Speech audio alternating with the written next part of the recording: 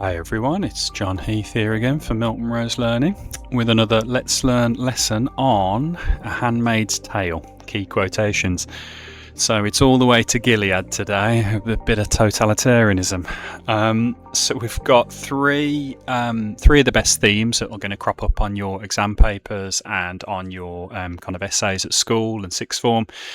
And we've broken them down for three really good quotes for each theme. Okay, so it should be really, really useful if you're looking for some to revise for exams and essays and stuff. So first one, it wouldn't be Handmaid's Tale without starting with the theme of oppression and control. It's a lovely book. Right, so let's have a look first at this one. Okay, so if we look first from a quote from the commander, very powerful character in the text, obviously.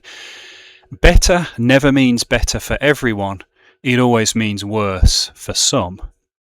So he's kind of almost showing the kind of the sinews and the operation of totalitarianism there. He's justifying inequality as necessary for societal improvement, and he shows the regime's moral blindness.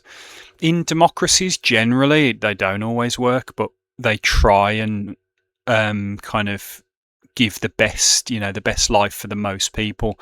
But obviously in this totalitarian society, it's not really the majority who are going to prosper. It's the ones at the top, like the commander.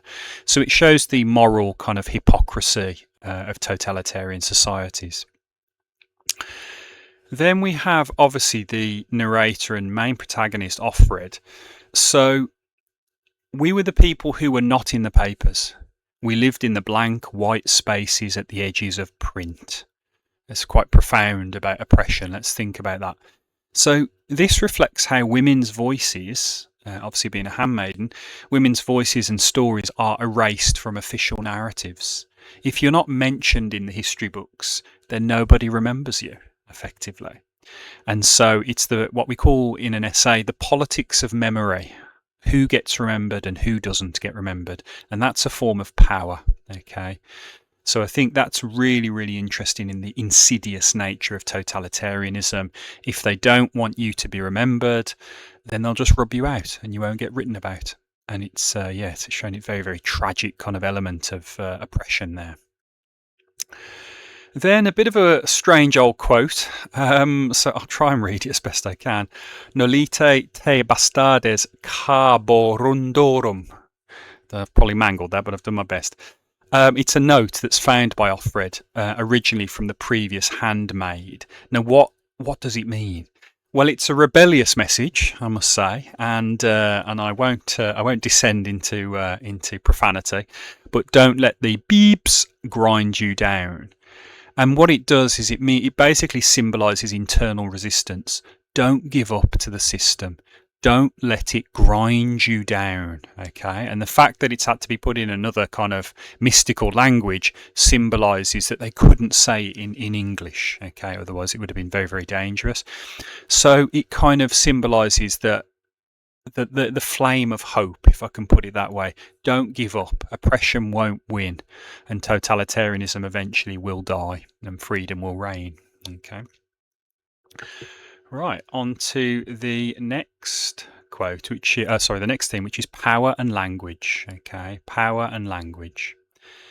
So let's have a little look here. So we have Offred again.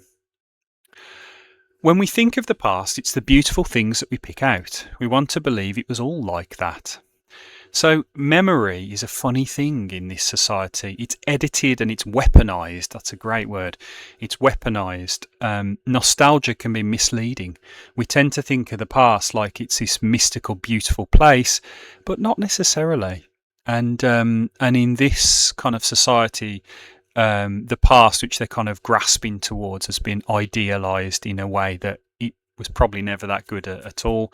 But what it's doing is legitimizing the Gilead leaders' attempts to reach back to this previous pristine kind of age. Then Offred again. She says, it's really, really good metaphor, brilliant writing by Atwood here. A rat in a maze is free to go anywhere, as long as it stays inside the maze. Very powerful metaphor there. It's about the illusion of freedom that you have in a totalitarian society. you can do everything, you can do anything that you want as long as you do as I say.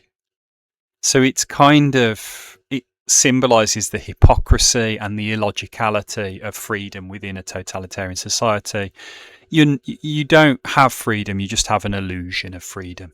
Okay, and I think we're all a rat in a maze if we're in that totalitarian society, just like Offred. Very powerful metaphor. You could easily analyse that in an essay. Okay, and then Offred again.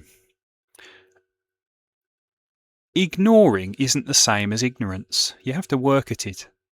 So again, it's quite profound kind of politics and philosophy almost. It suggests that Gilead's citizens must actively suppress uncomfortable truths to survive. They have to kind of, play dumb and play ignorant because it's the only way to survive. Because if you start criticising Gilead society, you'll just wind up dead.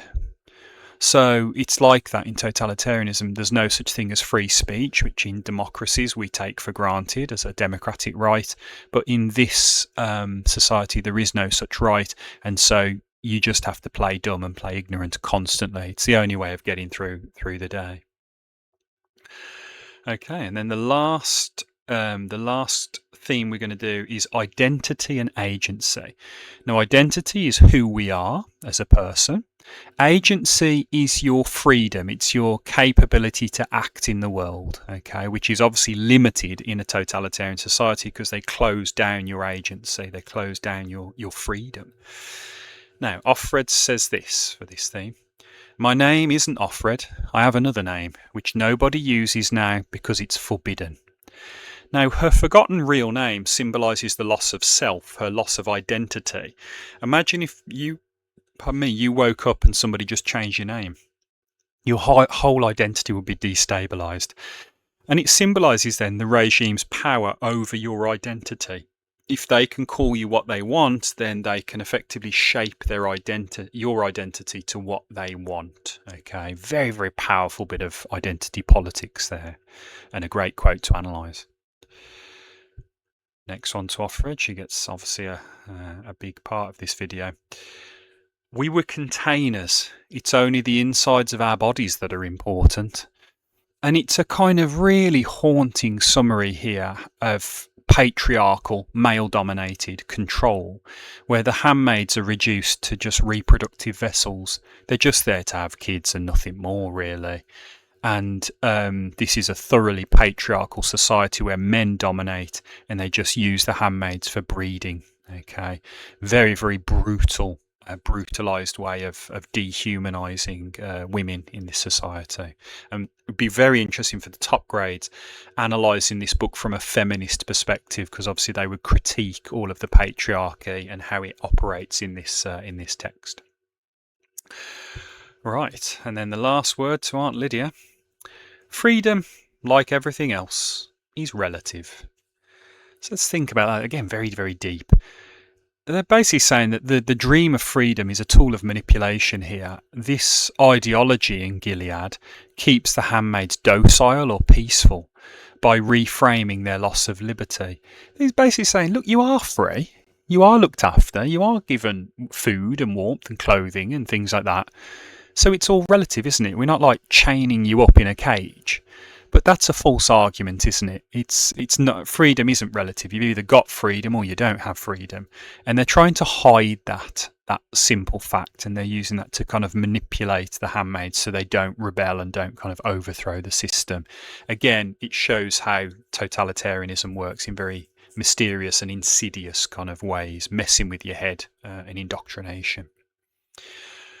Okay, right then. Hopefully you've enjoyed that. I know it's been quite a harrowing journey through totalitarianism, but very, very interesting. Don't forget to hit the like, subscribe and tap the bell icon so you never miss another Let's Learn video again. Please do share it with all your friends, and let us know how you get on. If you've got any thoughts on the video or anything that you've used from it in your essays, please do stick it in the comments below and we'll always do our best to reply. Okay, so it just remains to say, obviously, thanks for listening and we'll see you soon. Take care.